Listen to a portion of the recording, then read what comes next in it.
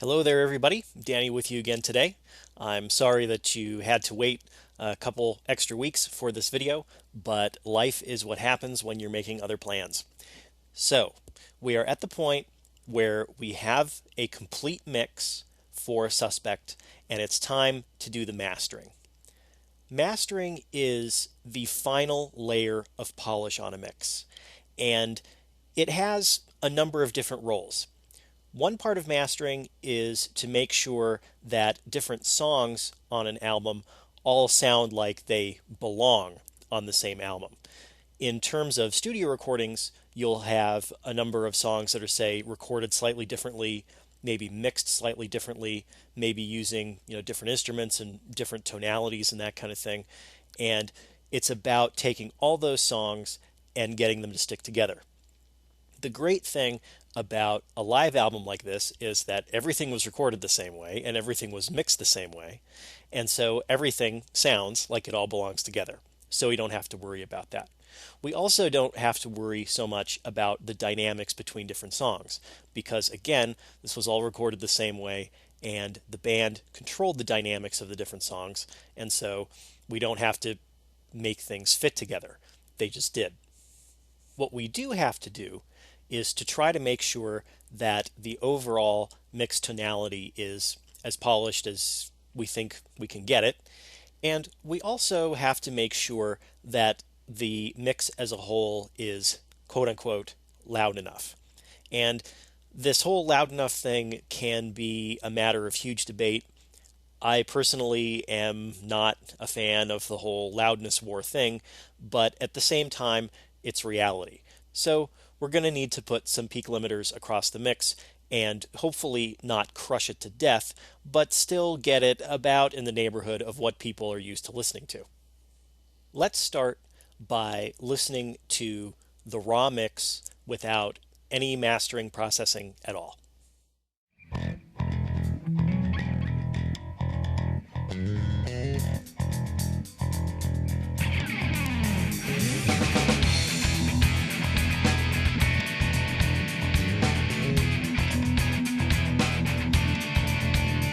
I wanna take my time, wanna make you mine. I wanna let you know I'm gonna love you slow. You're gonna be alright. You feel so right. Now, it's not as though the mix sounds terrible, but it does have a fair amount of traffic right in the middle of the frequency spectrum. And it would be nice if we could impart some more clarity to the mix, some more, shall we say, top end snap, and also retain a nice bottom end that's fun to listen to. To accomplish this, and also to accomplish the task of getting all the different frequency ranges in the mix to really glue together, I'm going to get out, again, one of my favorite tools, the multiband compressor.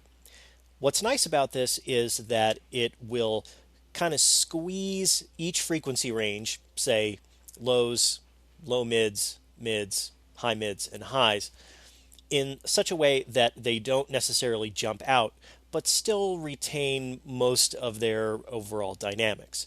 At the same time, I'll be able to make some broad brush frequency adjustments to the entire mix to get what I want.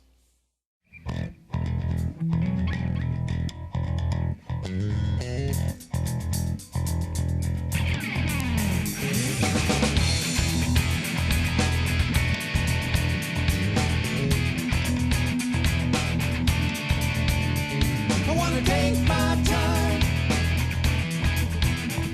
wanna make you mine. Wanna let you know I'm gonna love you slow. You're gonna be alright. You feel so right. The changes are definitely audible, but they're not necessarily massive. And the point of this is really not to remake the entire mix into a totally different thing. It's, again, that final layer of, say, wax and polish, if your mix were a car. Now it's time to do our limiting so that we can get loudness maximization. The reason we do this through limiting, if you're new to this whole process, is because we have a fixed maximum level, that is 0 dB FS, or decibels full scale.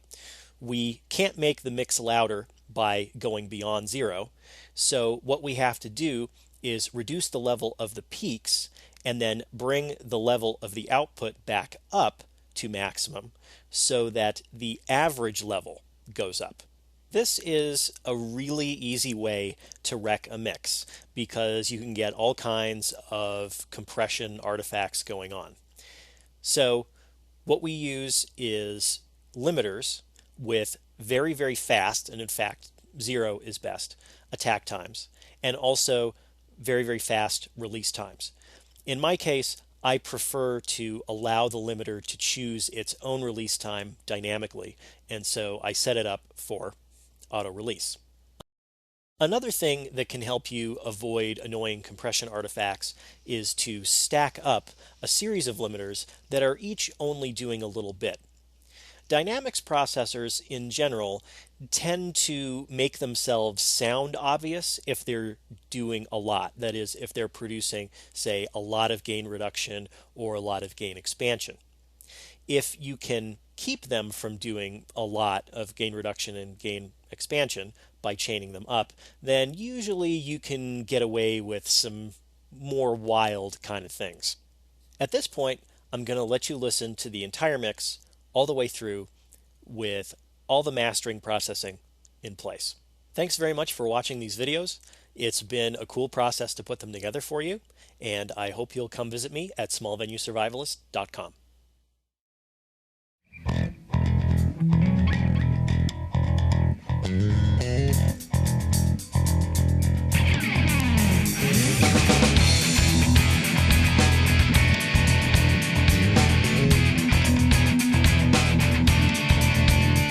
I wanna take my time, wanna make you mine. Wanna let you know I'm gonna love you slow. You're gonna be all mine. You feel so right, loving you all the night. Run my fingers through your hair, bending all your cares, till we reach the highs. Smoothness of your skin, scent of your hair, I feel the soft tingle, and you feel your mama's there. We're picking up the pace, and we want to last forever, and the minds go on, and the bounds flow together. She got style. Yes, she does. She's got style.